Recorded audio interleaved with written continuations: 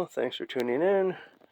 Tonight we're going to talk a little about the Trying TT Castle Windsor steamer, and pulling some of the Trying and Kitmaster passenger cars. The TT gauge is 12 millimeters crossed here, and is an original concept developed by Harold Joyce of HP Products in beautiful Hartford City, Indiana. It was a 1/110th scale.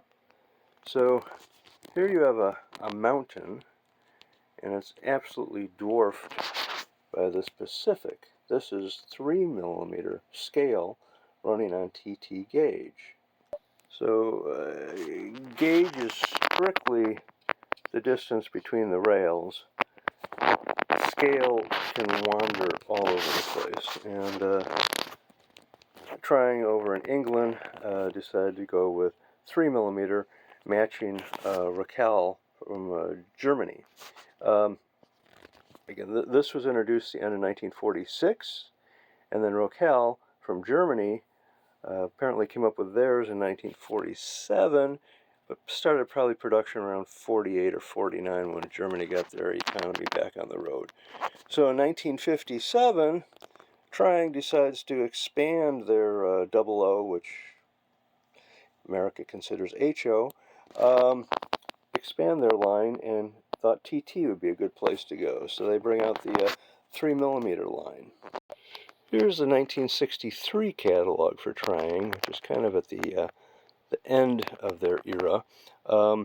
They come up with a wide variety of engines, some nice cars. Here's the Castle engine, another steamer, which apparently never came to fruition. 1963, handwriting was on the wall that TT was not going anywhere. Here's another page from the catalog. They were quite enthusiastic about plans of coming out with even a smoking engine, some interurban type cars, but unfortunately the TT market just didn't demand it. So by 1964 they got out of the business of 3 millimeter TT. 1957 was a busy year.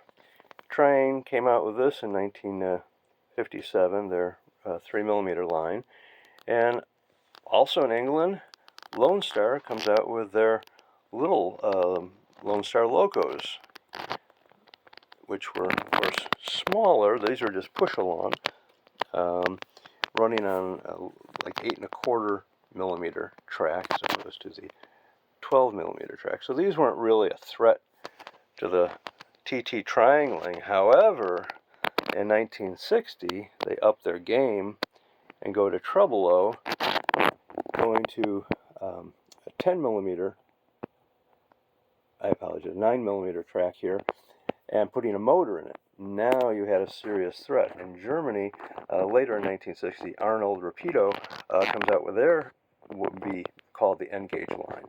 Now we have a serious threat to the wavering TT.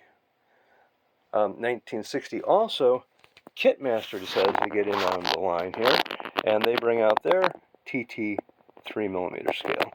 But Kitmaster must have had a different ruler than Trying, because their cars are slightly longer.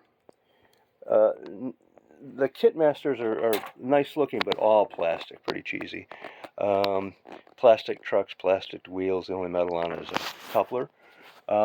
They did offer one steamer, but not powered. You had to be able to power your passenger car with this funny little truck. So they were only in the business for about 2 years, and then they jumped out. Also 1962-63, HP Products shuts down production of their TT line.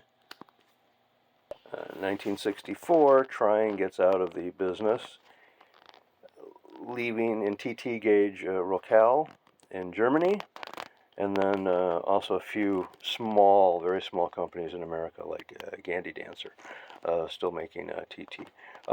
We're running here on Star track, so the train here is doing a 40-inch circle. The wide radius that Trying offered was a 30-inch, so I think it looks much better on the wide radius here. Some of the cars do have interiors, like the dining car there. That's a trying car, and here is a Kitmaster car. So thank you very much for watching. We'll fire it back up again. So a nice entry into the TT world. Not imported into America that I can find. I don't think they had a distributor. So you pretty much had to go to England to find these.